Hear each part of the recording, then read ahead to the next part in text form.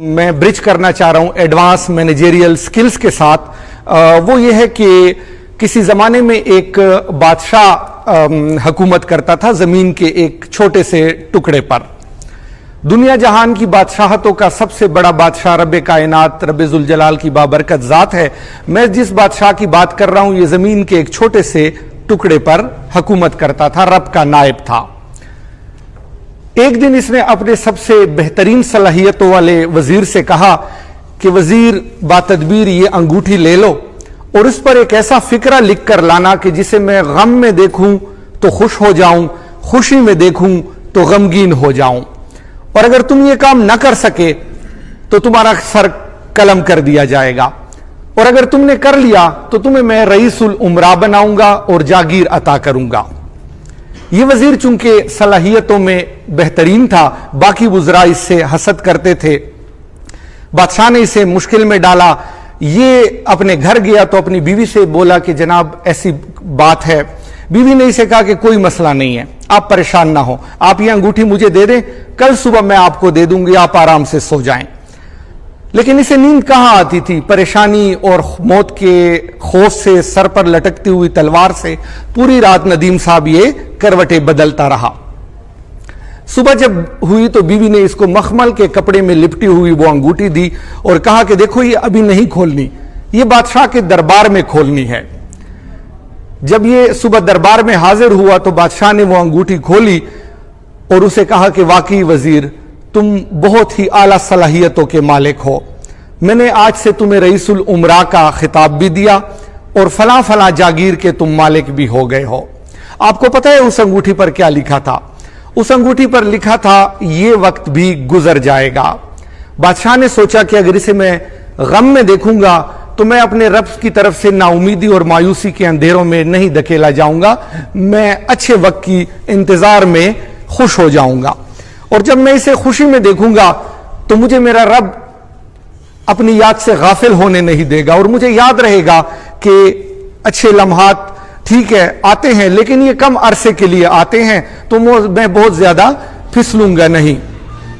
कहने का मकसद यह है कि इंसान को रब ताला ने बे इंतहा सलाहियतों से नवाजा है, इतनी सलाहियतों से नवाजा है कि रब कायनात कुरान में खुद फरमाते हैं, आप सबको पता है, वत्तीन व जैतून व तूर सीनीन व हाज़ल बलदिल अमीन, कसम है जैतून की और इंजीर की कि हम और तूर सीना की कि हमने इंसान को सलाहियतों के बेहतरीन सांचों में ढाल कर पेश किया। आप इस एक कुरानी मिसाल को एक तरफ रखें और अब चलते हैं तौरात की रिवायत के मुताबिक। आसमानी किताब तौरात की रिवायत के मुताबिक किताबों में लिखा है कि एक बार रब कायनात ने मूसा अलैहिस्सलाम से पूछा कि ए मूसा, जब फिरौन डूब रहा था और उसने तुझे पुकारा मदद के लिए कि मूसा मैं तुझ पर भी ईमान लाया, तेरे रब पर भी ईमान लाया, तो तूने उसे बचाया क्यों नहीं? तू अपनी असा जमीन पर मारता, पानी दो हिस्सों में तकसीम हो जाता, जिस तरह तू दरिया पार कर गया इसी तरह फिरौन भी पार कर जाता। तो मूसा ने कहा कि या रब जुल जलाल, वो तेरी गुस्ताखी का मुर्तकिब हुआ था और मुझे यह जेब नहीं देता था कि मैं उसे बचा लूं। तो तौरात आसमानी किताब की रिवायत के मुताबिक किताबों में लिखा है कि रब जुल जलाल ने फरमाया कि ए मूसा, अगर ये फिरौन एक बार मुझे पुकार लेता ना तो मैं इसकी जान भी बख्श देता और इसको जिंदगी भी अता कर देता। आप अंदाजा लगाइए कि रब कायनात इंसान से किस हद तक मोहब्बत करता है। शिर्क करने वाला गुनाह कबीरा का मुर्तकिब हो रहा है। करने वाला कौन है? दुनिया का जालिम और जाबिर इंसान फिरौन है, लेकिन इसके बावजूद रब आस लगाए बैठा है कि ये इंसान मेरी तरफ आएगा तो मैं इसे माफ कर दूंगा। आप इंसान की अहमियत को समझिए।